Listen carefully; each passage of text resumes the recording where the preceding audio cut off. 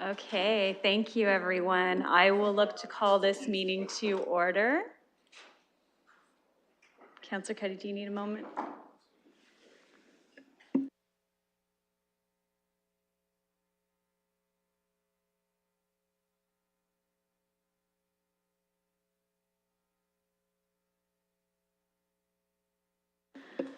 While some of you are getting set, I'll just first start with the land acknowledgement. So the City of London is situated on the traditional lands of the Anishinaabeg, the Haudenosaunee, the Lenapewick, and Attawandaron, and we honor and respect the history, language, and culture of the diverse Indigenous peoples who call this territory home.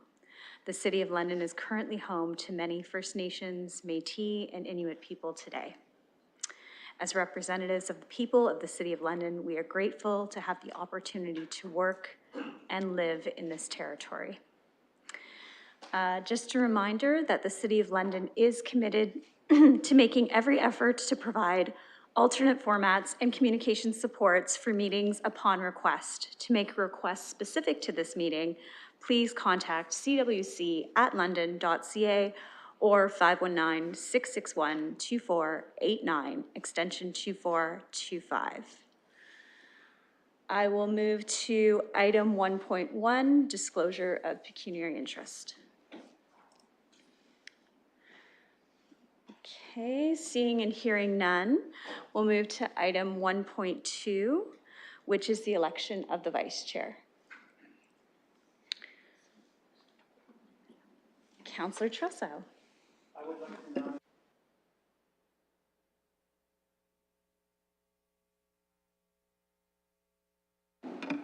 I would like to nominate Hadley McAllister for the position of vice chair. Through the chair, I'll second that nomination.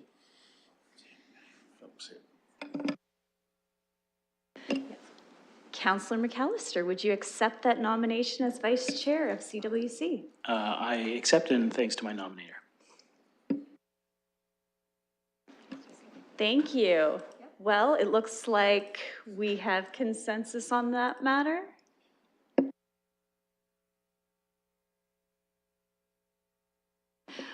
We will open the vote.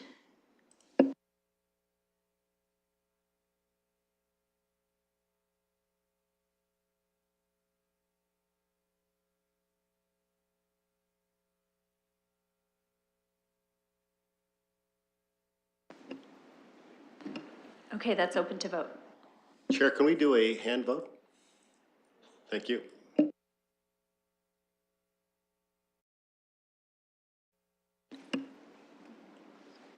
Thank you.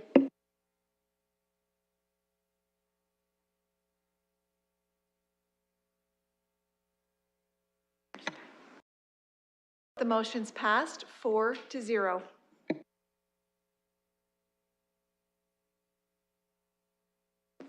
Okay, thank you. Moving on to item number 2. So we have a number of consent items in front of us today. So with as we've learned in our training session with consent items, that unless we have hello, Councillor Van Meerbergen. We're on item 2.0. We just elected the vice chair. So with the items that are in front of us for consent, I'll look to members to see if there are any items that they'd like to pull. Councillor Trusso. I'd like to pull 2.1 and 2.2 just to ask a question. Okay, thank you. So if the item is just for question but not action, we can continue it as a consent item, and we can just have questions during that time period. Does that work for everyone?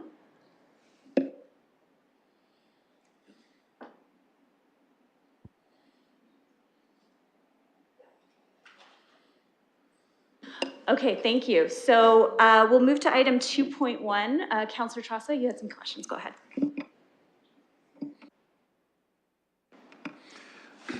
This question is about advisory committees in general, and I'll at some point I'll try to ask this question about all of them. Is there some way that we could communicate to the chair of the advisory committee that we're very, very eager to be working with them, and we'd like to make sure that we get their agendas and maybe attend their meetings? And in the event that chairs of advisory committees wish to seek delegation status to this committee, that we routinely would just give them that opportunity and place it towards the beginning of the agenda. I've seen situations where chairs of advisory committees have had to sit through long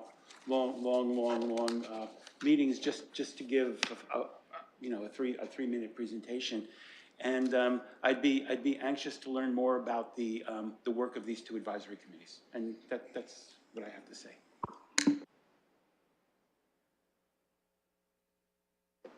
Thank you for the question through the chair. We routinely communicate with the advisory committees that type of messaging. You will notice, for example, that there is a request on tonight's CAPS agenda from the Animal Welfare Community Advisory Committee for delegation status.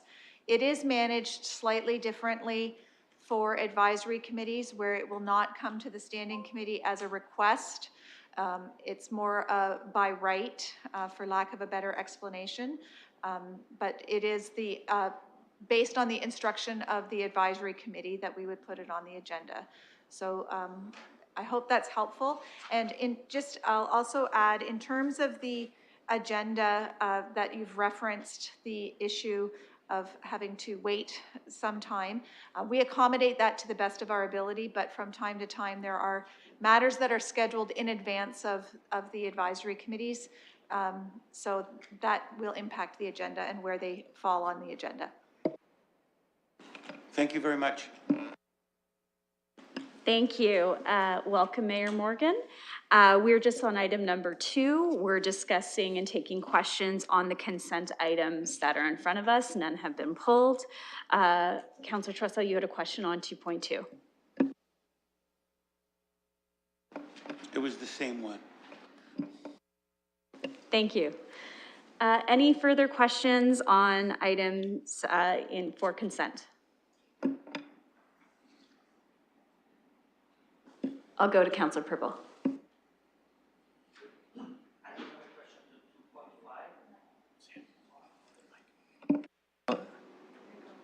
Thank you. So, the Chair, I do have a question regarding the water development charges, and it's a question for the staff. We are proposing a certain commitment, and in terms of the Bill 23, I don't know if it does make at this time, if it does make sense to make a commitment, or if you already are aware in terms of Bill 23, where this is steering us. Thank you, Madam Chair. I can certainly start, and Ms. Ramalou, who's our Director of Water, Wastewater, and Stormwater, may wish to weigh in as well. So we are very much aware, of course, of the impacts of Bill 23. What this allows us to do is figure out what we should spend to facilitate growth. Bill 23 may impact that cash flow in terms of how that's remitted to the city to fund those projects. But as we bring on new acreage of land and new subdivisions, this is the answer to sort of the how much should it cost. 23 will answer, we'll have to address how that cash is flowing into the city. Thank you. So either way, this information is valuable information for us to make future decisions. Madam Chair, absolutely. So this will tell us, as those plans should be in place for the DC studies, but also it will help us analyze any gap that may occur as a result of Bill 23 passing yesterday. Thank you very much. Thank you, Councillor Frosso. My question is about 2.6, and this may have been embedded in some of the other items. I'm sorry if I didn't see it, but I've heard from time to time complaints about glass shattering in the bus. And whether it would be possible to have some other type of material that would be a little more durable to that type of activity. Deputy City Manager Scheer. Thank you, Madam Chair. I'm going to turn this over to Jenny Dan, who is our Director of Construction and Infrastructure Services, and she's joining us virtually from collective bargaining today. Hello, everyone. Through the chair, I can speak to some of the plans that we're working on. Can you hear me okay? thumbs up? Yes, sorry. Some of the plans that we'll be working on with our vendor of record is to look at the specific materials that we're going to be pricing out and developing on these shelters. We do know that the City of London does have quite an experience with glass shattering on our existing LTC shelters. So we'll be looking at the thickness of glass, also the different types of layering that'll go on top of it. So almost like a film that kind of helps prevent the shattering at the very least. We'll also be looking at the pricing of the different materials and to make sure that we're considering not just the initial installation of the product, but what it means for long-term operations if we do have different types of damage along the way. So all that will be part of this assignment that we're working on our vendor of record with. Thank you. Thank you. Any additional questions for the consent items? Okay, seeing none, anyone still looking to pull anything out? Just double checking before we go to vote. And seeing none, we'll look to vote on the consent items. Thank you. I need a mover and a seconder, please. Okay, I'll take Councillor Cuddy and Councillor McAllister.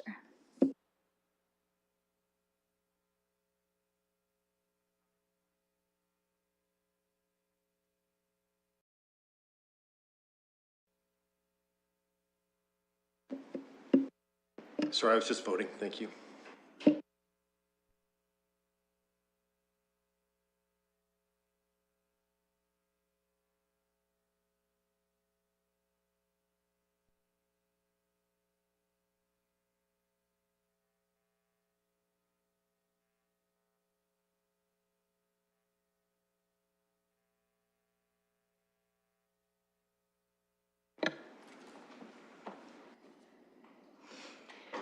Closing the vote, the motion carries.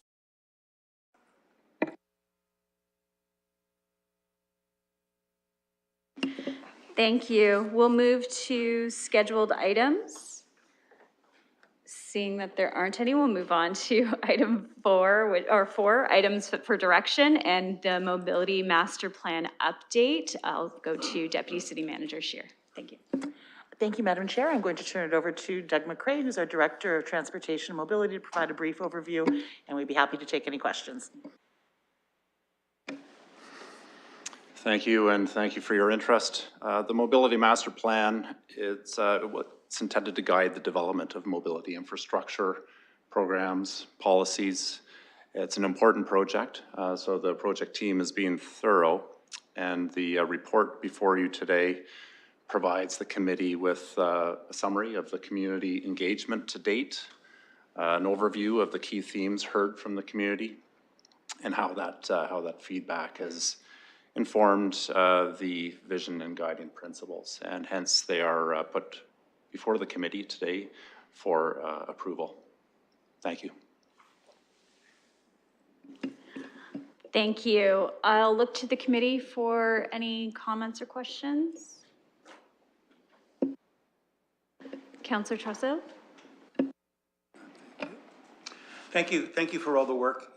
Through the chair, I'd like to thank staff for the work that you've done on this. I want to frame my comments within that overall. With saying that, I've been receiving a lot of complaints about really what people think are serious safety issues on bicycle lanes. Serious safety issues that rise to the level of, while we're doing this long-term planning to improve the infrastructure, there are certain things that need to be done immediately to avoid serious accidents or worse. And I'm wondering how we move those just generally, and I'm not going to get into specific locations today, but generally speaking, when that concern comes up, how do we move that forward as an immediate item for action without disrupting the overall planning process in the mobility action plan and in the overall process? Yeah, thank you for the question through the chair. it's, so what we're undertaking through the mobility master plan is the periodic long-term planning, so 25-year horizon. And it's an exercise that we undertake every decade or so. The previous plan was approved by council in 2012.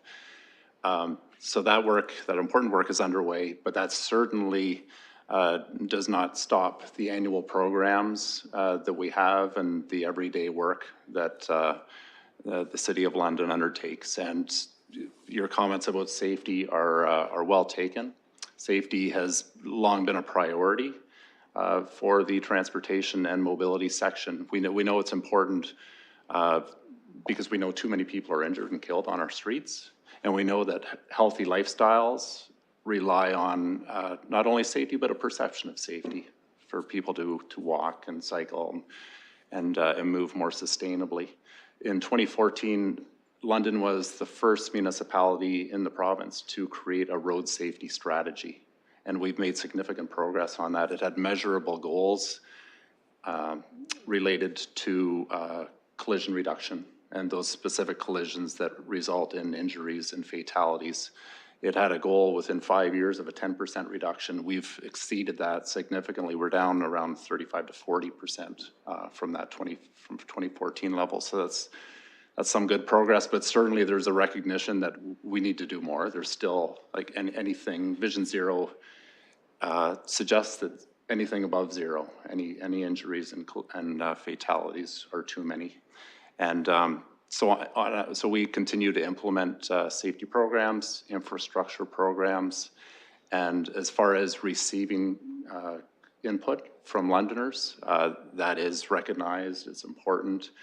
Probably the most efficient and best way to get those inputs from the community is via the Service London portal, which is both a phone number and the Service London website portal.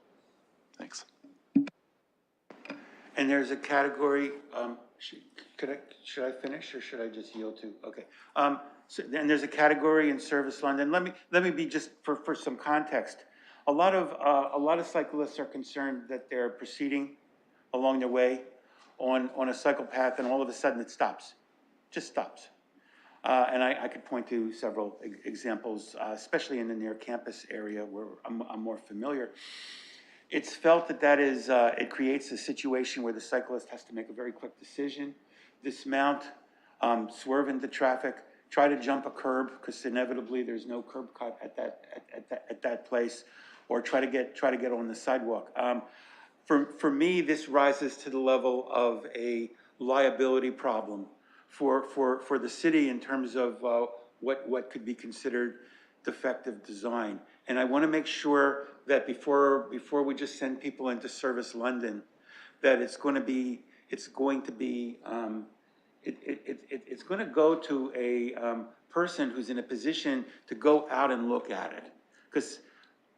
And I'm not going to make other comments about Service London now. But how do we make sure that these types of complaints, and not just aesthetics, but real safety issues come to the top of the quay in terms of being addressed? Thank you, Councillor Trossel. If it's okay, Deputy City Manager Scheer, can you answer that in the context of what's in front of us? I can, Madam Chair. So I think we're talking about two things that are parallel and equally important. What we're asking today is that commitment to the vision and the principles that are part of our mobility master plan. But with respect to Councillor Trossel's question, those Service London concerns about safety and infrastructure, whether it's cycling, pedestrians, vehicles, will be assigned to somebody on Mr. McRae's team to review and investigate. So they won't stop and end with a script from Service London. We have things that Service London does really well, like when you sign for swimming lessons, but these would require a physical investigation, and they would be assigned to our team and reviewed. Thank you. I have a bit of a speakers list going. I'll go to Mayor Morgan, followed by Councillor Purble, followed by Councillor McAllister. Sure, thank you. And first off, I want to thank staff for their work so far on the development of the Master Mobility Plan and the early consultation. And of course, one of the really important items before us today is confirming the vision and guiding principles of the Master Mobility Plan, which will guide us moving forward. I generally agree with the list that's before us. However, when I look at the descriptors on page 33 of the report, Integrated, connected, and efficient, which I certainly agree with. I think that there's a potential piece here that we want to be aware of as we do the consultation, and that is several things that are coming together that aren't just contained within the City of London, but our desire and the motion that we passed as a council to be a regional transportation hub, not just for us, but for inter-county and intercity bus service that comes in and out of our city, as well as the work that will be released by the province hopefully soon on the Southwestern Ontario Transportation Task Force that former Mayor Holder chaired. And when that report is released, there will certainly be a focus for London as that regional hub and that place where people transition between modes of service that doesn't just service the citizens of London, but those who move in and out of our city and even across our region. So when I see integrated, connected, and efficient, I also think there may be a piece of the consultation that we might want to do with the county and regional partners on the types of services that are coming into our city and how they see that integrated with our mobility master plan process. So that's my first comment, and it is a comment as we set these principles. I think that's a really key piece of the work ahead. The second piece, and this is more of a question, but I would welcome any comments on what I just said, is with the phasing of the mass mobility plan and the work that we're setting forward with now happening through much of 2023, and the third and final phase to be completed in 2024. I wonder if you can give some comments on how we can bring forward substantive items that we may know is forming key pieces of the mobility master plan that can be funded through our budget process, sooner rather than later. I know we'll be well on our way towards the next multi-year budget and even approved it before we know the final outcomes of the mobility master plan. So my question is the anticipation to seek government funding, or will there be projects that can be pulled forward into either the first annual budget update for the new multi-year budget? I just have some questions about that as I see the time frame before us. So if I could receive some comments on both those, Chair, that would be appreciated. Thank you. Deputy City Manager Scheer. Thank you, Madam Chair. I'll start, and then Mr. McCray may have some things to add. With respect to the regional connectivity, those conversations are certainly happening. The regional transportation planning work is being led in planning and ECDEV, and our colleagues there are an integral part of our project and steering team, and we're making sure we're having those conversations because we recognize trips in London may not originate in London, and Londoners also want to be connected to their region and to the country as well. So that piece is part of our planning, and I think you're reading that right, including that in that particular part of the vision statement. With respect to the timing, what's been really important about this project and what we've done somewhat differently is we've really started this conversation based on how people want to get around and why and what their choices are in doing so. So I think that it'll be important to bring decision points to council throughout 2023 so that we're making sure that we're checking in with where this council wants to go with those bigger moves. And because those things are iterative, if there are decisions that impact how we're planning our transit network or our active transportation network, they have to dovetail together. So it's good to have those checks with you. We will not be ready to put much into the multi-year budget because that work will begin in April. So the budget amendment for 2024 will be our opportunity to really get those projects aligned. That said, though, it's not going to be a ta-da moment at the end of the year for council or for finance. Our colleagues in finance are also intimately involved in this work. So I think we'll be able to manage that process as best we can, noting that the deadlines for this work and the deadline for multi-year are a little bit offset. Thank you. Follow-up? Yes, I just want to thank the Deputy City Manager for that comment. I do recognize that it's a 25-year plan. It will have to be funded over a long time horizon. My thought, and I believe you've fairly answered it, is that we fund the things we need to fund, or at least start to fund the early work as soon as we possibly can, given the length of time on this project. And I would also say I do recognize too that we will be dependent upon sources of financing from other levels of government, and there are a few sources that will come online over different time horizons. The one that I think of federally is the Permanent Transit Fund, which we would be able to access, which has not been defined on how the application process or it will be even structured yet. And it's not meant to come in until after the next federal election, but I anticipate my colleagues on the FCM and federally the big city mayors we'll be anxious to try to get them to start that funding earlier, ideally before the next election, so that that can be locked in and that there's a long-term funding time horizon to fund the needs of important long-term programs like this. If I may, Madam Chair, we also do have a 10-year capital program that is defined, and so that provides placeholders for what we think the projects were coming out of the last transportation master plan that's being replaced with this one. So we will have opportunity with council approval to adjust where those funds and projects are within the context of our existing plans. So we won't be going into multi-year budget with zeros across the line for major transportation upgrades, but we will likely be coming back to you as part of the 24 work and beyond that, asking to adjust those funding based on the approval of the ultimate MMP by council. Thank you. Councillor Purple.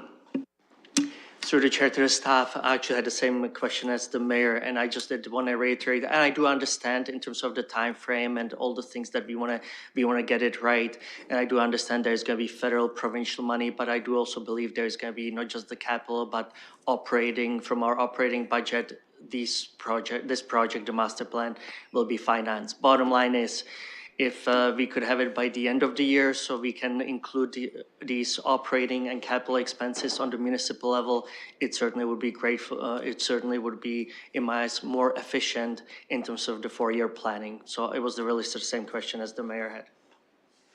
Thank you. I don't know if there's anything else to add, but I think you already answered it. Thank you.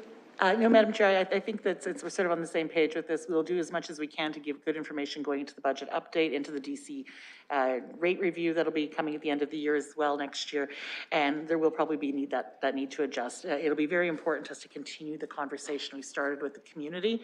And that unfortunately does take some time, but it's valuable time. Thank you.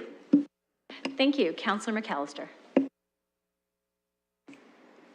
Thank you. And through the chair, I do have a question just in terms of the metrics we're using for the mobility master plan. So I'm wondering, in terms of the feedback that's received, if we're identifying high priority projects. There are also, this stems from a concern that there are some projects that may have been on hold or projects that are semi-completed. And that stems from a lot of concerns that I hear that we have started the work on a lot of projects, but we have a semi-completed system. And so I just was wondering if you could speak more to identifying projects that are, partially completed, or ones that there's been a high demand from the community engagement that those projects be completed in a timely fashion. Thank you.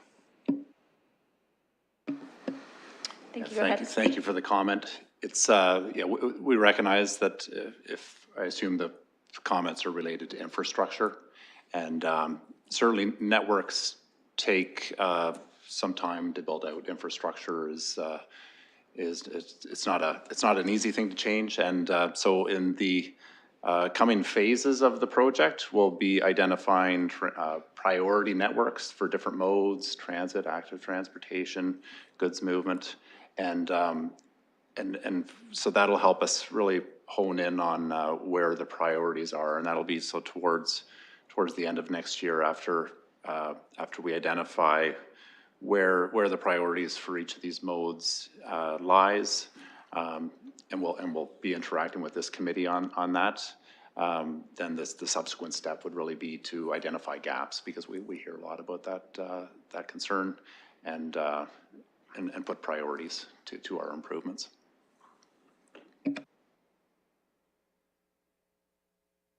Thank you. Follow-up, Councillor McAllister? No follow-up. Thank you for the answer. Thank you. Any further questions from the committee? Okay. If I may, Vice Chair McAllister, if I may speak to this matter? You're handing the chair over to me? Yes, okay. I recognize that I'm the chair now. Thank you. Thank you. I'd like to thank our team here today for the presentation on the Mobility Master Plan, and thank you to Mr. McCrae for answering the questions that have been put forward. Just in terms of what we're voting on today around the vision and the guiding principles, I do agree with my colleague, Mayor Morgan, that in the integrated, connected, and efficient line, that a description around regional transportation, I think, just aligns with what I'd like to see around vision and guiding principles as well. I'm just wondering, is there any opportunity to tweak any of the language? Thank you.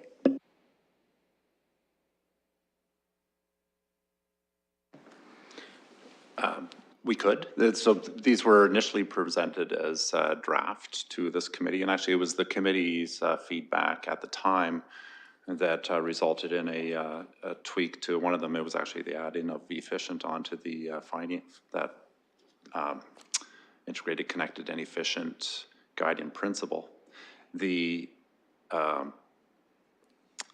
guiding principles, there's a lot to them. And we have descriptions that appear both in this report and also on our website, and they're really, there's a lot to delve into. So we didn't go to that level of detail. So as far as the approval is concerned today, it's just sort of the high level consideration. So if the committee wishes to provide feedback for us to consider, and we've already heard some of that, we will certainly take that into consideration. If the committee wishes to tweak the wording of the vision statement and or the guiding principles, certainly there'd be, depending on the nature of that, that could be adjusted now at the committee and then proceed to council for approval, and or it could be sent back for a subsequent staff report to return if it's more involved. Thank you, Deputy City. Oh, I'm not the chair. Thank you, and I return to chair to Councillor Rahman. Thank you, Deputy City Manager Scheer. Thank you, Madam Chair. Where it may fit in nicely, and I'll suggest this for the consideration of the committee, you'd make a motion to do so, and then we could have that in council with that change, would be at the end of the first sentence of the vision statement, we could add something like throughout the city safely and efficiently, as well as providing connectivity to the region. And if that would satisfy the concerns both from the Mayor and Councillor Rahman to see something more specific here, that I would suggest that wording may be appropriate if that's the will of the committee. Thank you, Mayor Morgan. Yes, if the committee is supportive of that change, I'd be happy to move it. I think by adding that connectivity piece to the region, it will naturally have our staff build out the descriptors of the guiding principles in a way that reflects the overall vision statement. So I'd be happy to move that adjustment to the language of the vision statement. I don't know if the mover and seconder are just friendly to adding it in, or whether you want me to do a specific motion or not, but maybe we can get some comments from the clerk. Thank you, go ahead. Thank you. As the chair has just pointed out to me, it has not yet been moved and seconded, so we don't have to use the fabled friendly amendment. We can just move it in that form.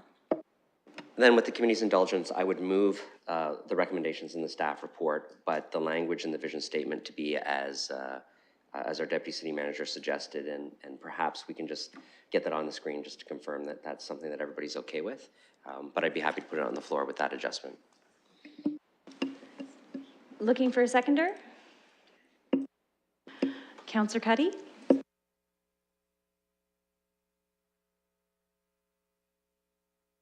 We'll get that language up for you.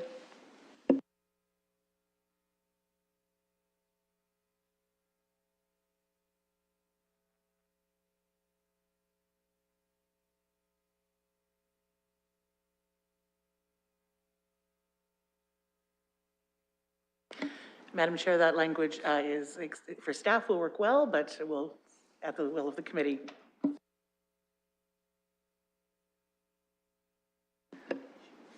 Okay.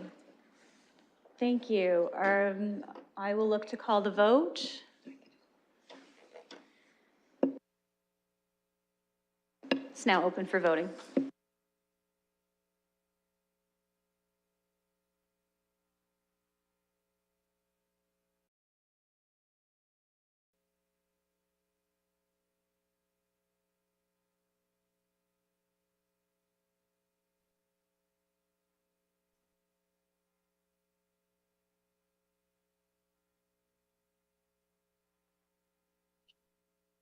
I'll vote yes, Madam Chair.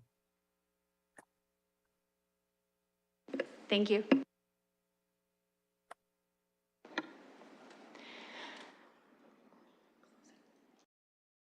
Pass 6-0.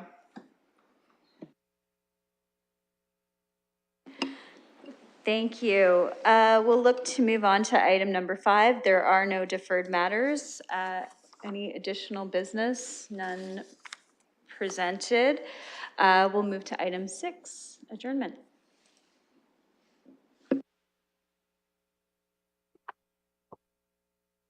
Councillor Van Meerbergen, first hand up. Okay, thank you very much. I need a seconder. Thank you. Councillor McAllister, and by vote of show of hands.